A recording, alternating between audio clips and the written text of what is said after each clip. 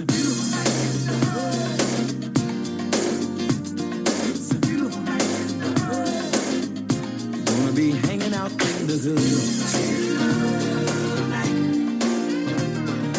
Hi, welcome to Almost Cooperstown. I'm Mark. And this is Gordon, and we love talking about baseball. So I read The Athletic a lot, and I particularly like Joe Posnanski, one of the writers for The Athletic, and he put up a really interesting article earlier in August talking about how many complete games there were today versus 40 and more years ago. So he noted that Lance McCullers of the Astros threw 6 2/3 shutout innings against the Dodgers. That's a good game today, right? You know. Yeah, I think anybody would be considering that a pretty good game. That's a quality start, certainly. He had 4 hits, struck out 9. The Astros used 4 pitchers. And then Dylan Cease threw 6 shutout innings for the White Sox against the Royals. Allowed 1 hit, struck out 11, but the White Sox used 4 pitchers. It's pretty good. I mean, yeah, pretty good. Max Fried, who actually since then has thrown a complete game just last week for the Atlanta Braves, but at that time he threw 6 shutout innings against for Atlanta and gave up 4 hits, struck out 7. The Braves used 4 pitchers in the game. So the theme here is that they're still using a fair amount of relief pitchers after the starter goes a decent amount in the game and pitches effectively. What makes it different is you go back 45 years ago, August 3rd, 1976. Rick Russell of the Cubs. You ever hear of Rick Russell? Vaguely. Big bearded right-hander. I think in our discussions of having done this now for a while, his name has probably come up, but like if you put a bunch of pictures of bearded men in front of me, I wouldn't be able to pick them out. Well, Russell shut out the Philadelphia Phillies, allowed 9 hits, struck out 4, pitched a complete game. Bert Hooton, same day, threw a complete game for the Dodgers, shutting out the Astros, allowing 2 hits and striking out 6, walking 5. Jim Rooker of the Pirates threw a complete game. Jack Billingham threw a complete game. Dennis Eckersley threw a 10-inning complete game. Yeah. So the difference is, obviously, we know that relief pitchers are a bigger part of the game before. What Joe was trying to talk about was that he believed that we don't leave the pitchers in long enough to complete games, to work through their trouble, and not that it's not the right thing to do, but that we're missing something as fans by not watching the starter work through something when things are difficult, as opposed to now they just go out and get them. Okay. I think on the one hand, I think there is a legitimate argument to be made that we're pulling pitchers too early and that we're not letting guys work through stuff, especially when guys have been having overall good starts. I would completely disagree with the notion that we are missing something by not getting to see that. You don't think that the idea that let's see, Garrett Cole is out there and he's throwing 105 pitches, and it's more interesting watching him pitch in the 8th and 9th inning. Garrett Cole, yes. Tyler McGill, no. See, the problem with a statement like that to me, when you try to come up with a grandiose statement like we are missing something in baseball by not watching pitchers try and work through trouble, what you're really saying is we're missing something by not watching elite pitchers work through trouble. Because see, looking at those names from 76, that's pretty interesting.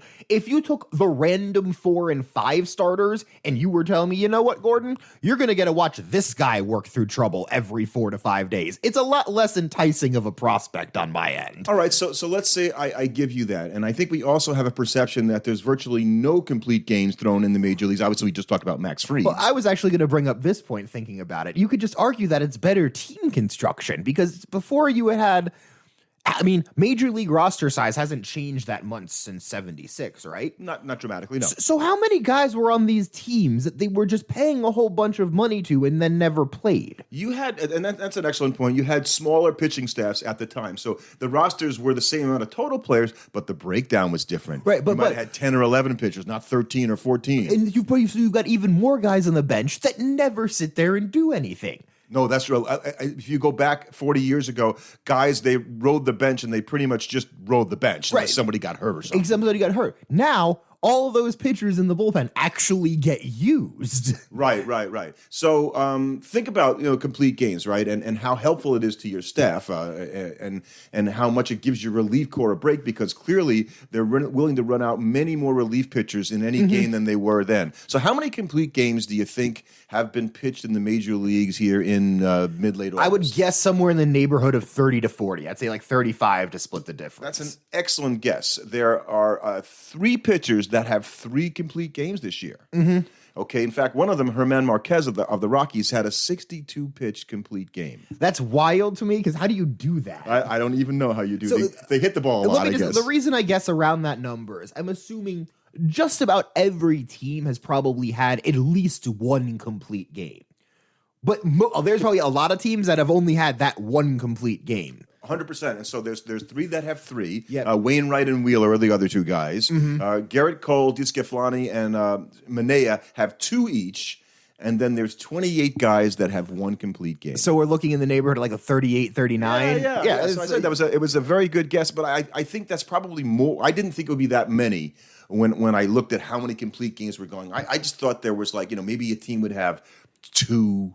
Well, I guess it was 2 and there's 30 teams. That's 60 complete games. It's interesting that from a completely different sport, we've seen two statistics that used to be a hallmark of top end performance, or what was something that was sort of like I'm talking about triple doubles in basketball. So nowadays in basketball, if a guy gets a triple double, we're like, ho hum. Yeah, that's pretty good. Russell Westbrook only Averages did that for a season. So people kind of don't but like back in the day, triple doubles back then in the 70s meant like if you had a triple double, that was a thing. You had an unbelievable game if you had a triple double. Whereas back then, if you had a complete game as a pitcher, everybody was just like, well, yeah, that's kind of your job. So now it's completely flopped. Those two things have completely flip-flopped. That's good because the all-time record for complete games in a season was in 1904, and we talked about Jack Chesbrough because he won 41 games that year. That's the all-time record in the modern era, as we like to call it. He had 48 complete games. That season? That season. He probably will have thrown more complete games that season than any pitcher starting now will ever throw in their career. Oh, 100%. Unless some kind of like freak appears that's just like the most dominant pitcher we've ever seen and doesn't get hurt. And so as you go through the years and through the early part of the 20th century, they were in the 30s for the, and this goes on every year. There's 30 complete games for the guy that led the league, 36, 35. And as you keep getting now in towards the 30s, now it's down in the 20s. Maybe a guy touches 30. And then only the elite guys are getting up to the 20s and 30s. By 1957, 16 for the American Leagues, 18 complete games was the leader for the National League. So now you're under 20. All the way up until today, where by 2006 it was 6 for Sabathia, had 6 that year. Harang had 6 for Cincinnati. I'm sure if you go through some of the middle 2000 and 2010s years, there's some Roy Halladay seasons where he had it, because I remember he would throw a bunch every year. Yeah, he had 3 years in a row. He led the American League in complete games 7, 9, and 9, which is a lot. That was a lot for them because in 2019, that was the last full season before this year. Shane Bieber led the major leagues in complete games with a grand total of 3. Yeah, that's what I would have guessed. So clearly, it's a big change. It's not going back to the way that it was. But I thought that his point, Joe Posnanski's point, that it was kind of fun to watch back in the day, right? The good. I think you make a good point. The good pitchers. I want to watch Seaver finish that game. I want to watch Ferguson Jenkins get that complete game. That's cool. And unfortunately, it's a bit of the rise of metrics that prevent stuff like that because, yeah, we could let DeGrom, we could let Scherzer, we could let some other top-end pitcher, Wheeler, finish out this game. He's got 96 pitches going into the 9th, but it's just one game. Do we really want to risk sending them out there and having something wacky happen for just one game? Now, it's different. I would be, you will probably see it more in the late season and postseason because one game means so much more then. Didn't happen in the World Series last year with Blake Snell. But you know what? 5 years ago, it happened to the Mets. Yeah. Harvey begged to stay in the game. And they let him stay in the game. And it didn't work out. Cost the Mets the series and Harvey maybe his velocity. But I think, the most interesting thing is that, you pitching the whole game as you get further in the season becomes less important. And they also, as you talked about metrics, they understand. So if you throw 96 pitches, and it's the 8th inning. Have they been stress pitches? Have you had it? There's a difference, right? There are some 96 pitch outings through 8 innings that might be much more strenuous than others. You have to factor that in when you even think about letting a guy go. Yeah, like the type of leverage pitches you've been having to throw and such. Runners on base, pitching and and so maybe you got a couple of double plays that bailed you out that kept your pitch count down, but you had stress. Yeah, exactly. You had Votto up with the guy on first and second, 1 out in the 4th inning, and you're down a run. It's 2-1 or something, and you're like, oh God, that it gets tough. So interestingly, this is not the episode that I thought we were going to do. So here's what happened. So I read this article and I started thinking, okay, look at the time frame about when that was. So we finished that 45 years ago, so around 1980. So what starts happening in 1980 going forward that's different than it was before? I'm going to guess video scouting. Yeah. And so it made me think, so who had the advantage then, right? Pitchers watching videotape of hitters hitting, and hitters, they didn't really have this good ability as they do today, clearly not even close. Could hitters learn more from watching pitchers pitch on recorded to understand how they were being gotten out? Or did the pitchers have an advantage on the hitters? Here's what I'll say. Pitchers had the advantage because of how it's shot. So if you're a pitcher and you're watching videotape of a guy hitting with the footage coming from behind the pitcher mound into the guy hitting at home plate, it's a lot easier to use that to try and see how guys hit than try and reverse it, where it's like, yeah, you're watching this guy pitch on the camera, you're seeing the pitching he throws, but you're not seeing it from the angle that it's actually going to look like during the game. So you can't use those videotapes to really get much of it. You might get a sense for patterns and tendencies, but it's not going to be the same as being like, oh, this is what it's actually like to face this guy. Well, and it only is, 5 years that they've got iPads in the dugout where they can track pitches in game. We're not talking about that. No, here. we're just talking this about is all after the game, right? And so you're right. The batter's going to look at it and going, look, let's see how he pitched me. He threw a slider here. He threw a fastball there. You can't get a sense of what the ball looked like. No. You can only look at patterns, like you were saying. Whereas if I'm a pitcher, I see. He's got a hole in his swing, up and in. Yeah, you know what? I notice whenever he gets that back foot slider, he bails out and he sticks his butt out and he waves at it. So if I can now go to that backdoor slider and then try and pound him away because he's going to be concerned about it. Like, you can start formulating plans of attack like that in a way that I think is a lot harder as a batter, at least back when it started coming in. Now you'd be able to get that footage. It's like, unless you actually have like a video camera mounted on the catcher and or the umpire, it's not going to be great for the batter. The batter can only get a sense. Wasn't it Javier Baez who was saying last year they didn't allow the iPads in the dugout, and that really made it difficult for him, he said in particular, because he wasn't able to look between at-bats at what the pitcher was doing and trying to get a sense. So the in-game video is a major, major part certainly of the hitters. I don't see the pitchers in the dugout looking at iPads between innings. The thing that if I'm pitchers, what they're probably doing is looking at heat charts.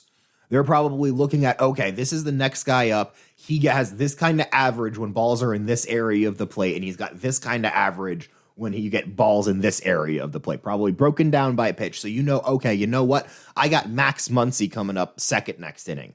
The one thing I can't do is leave a slider low and into this guy because he's just going to crush it. So that's what you're trying. I think you're getting yourself up with the knowledge. Whereas video, unless something developed in game, you're probably not going to pick up something on video as a pitcher in game that'll be super helpful. Okay, so careful here because I'm going to lead you down a path. All right. Okay, so here we go. So given the fact that over the past 5 or 6 years, the hitters have used in-game video to be able to see the pitchers better, and they hit better against the pitchers, do you think the pitchers were using more and more sticky stuff in order to combat the fact that the pitchers didn't have the advantage they once did of video, and then all of a sudden it was beginning to shift to the hitters because of the in-game ability to see what was going on? Nah, I think the pitchers used sticky stuff because it made them harder to hit. I don't think it's a chicken and egg thing. You don't think they did it more or took more opportunity to do it because it helped them performance because they were getting they had no idea it was because of video. No, not a conscious thing. Not a conscious. I'm getting hit. We're getting hit more. I need to do something to make myself get hit less. So what do you think about the idea that the ability to look at things has actually helped the hitters in this recent spate as it did the pitchers, I agree with you back then? I think being able to evaluate stuff in game with video definitely is a bigger benefit to the batters, but I mean, that's a good thing. Baseball, as a Met fan that has suffered through these past few weeks where they just have forgotten how to hit baseballs, let's go offense. The video can't help them, right? Help them, right? So it's not that powerful. They can't hit anything and they got the video. So I think video is definitely helpful for the batters, and sticky stuff may have come out of a desire because that's something that video can't really prepare you for. You can watch as many videos as you want on Trevor Bauer's slider, but it's a whole different beast when you're up there trying to hit it. And if sticky stuff just makes it that much more harder to hit, you're going to use it. Right, I think it's a question of survival, and we've talked about that before. And the other thing is approach-wise, the approach in general to hitting has changed, certainly from what it was to what it is today, where there's a lot freer swinging, bigger swinging, going for full, contact for those 3 true outcomes. Yeah, you want to have velocity if off you the want bat. guys to move away here's my radical idea for how you get guys to move away from 3 true outcomes. Make the field bigger. Yeah, not happening. But that's why. Because the field Or make the field bigger, like put more distance between the bases and the pitcher's mound, or just make the fences further, or expand how? the size of the outfield. Like you would have to basically increase the size of the field while somehow keeping it relatively like the base paths are similar.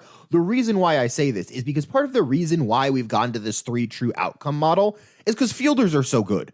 Guys with shifting and defense being as good as it is, with these outfielders now having, think about some of the balls we see hit into the gap that guys run down now. Guys didn't used to run that down. That was an easy double. And that's because they have the card in the back pocket going, Max Muncy with 2 strikes hits the ball to left center field, 71% of the time. So they're going to shade it over there. Right, exactly. So he's already ripping his way over there when the ball has made contact.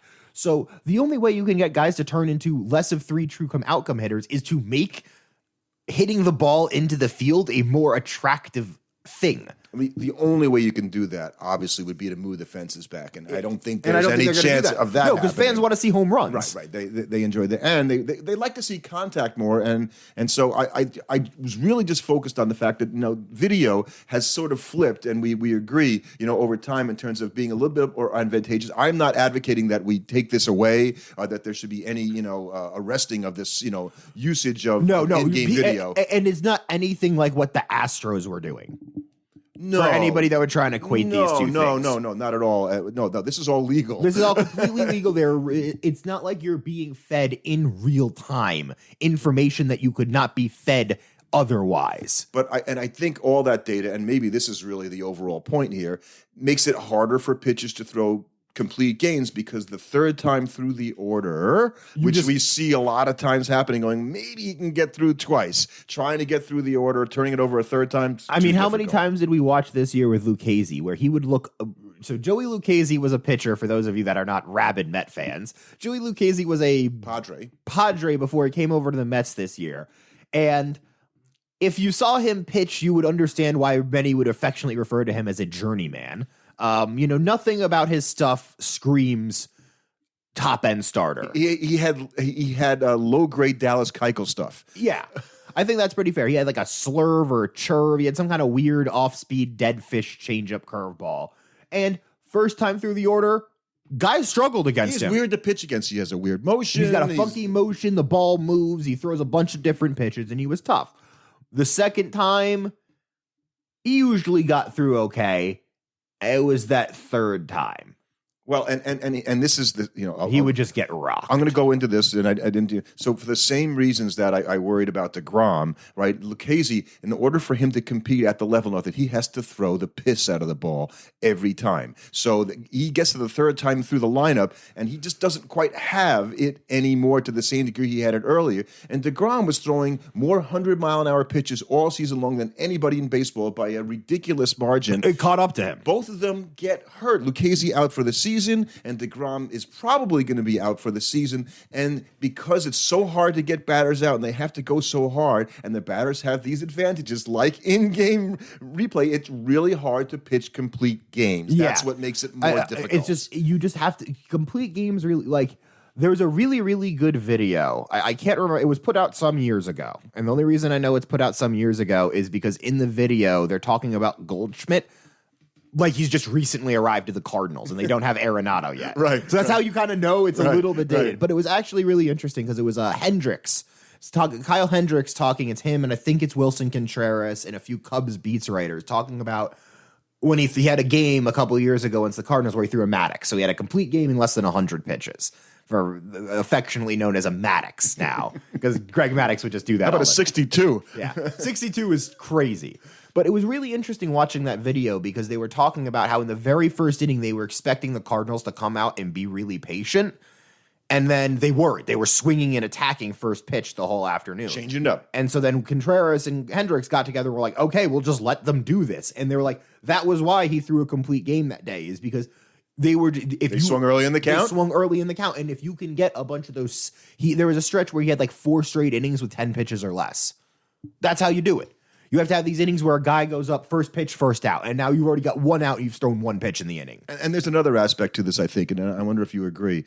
So as much as everybody hates their bullpen, and by the way, the Met bullpen actually is not as lousy as some. I don't hate the Met bullpen. But the point is that bullpens in general are way better, right? The difference between your starting pitcher and your relievers coming out of the bullpen now is much less than it used to be. Correct. So that, at least the top end part of your bullpen. If you're throwing Roy Halladay out there, you mentioned him, and you've got somebody coming in who just doesn't pitch them, and you got to go, well, should I leave Halladay in there in the 7th inning, or let this new guy come in and hope he's going to be okay? Yeah, because like for a team like the Mets, if you're firing on all cylinders, you look at a game that you have to win. You're saying, okay, Jacob deGrom for 6 innings, Seth Lugo, Trevor May, Edwin Diaz. Right, just the way the Yankees did it with their relievers behind 6 innings, and then get to Rivera in the 8th. And in the 9th. You had that crazy. We would go like Miller, Chapman, Rivera. Yeah, just like game over. And so they were trying to play 6 innings games. They would call it, basically saying, look, if you do not have a lead after 6 innings, we're gonna win this game. And that's still the philosophy for a lot of Major League Baseball. It's a good and it's a solid strategy. But you didn't have the bullpens.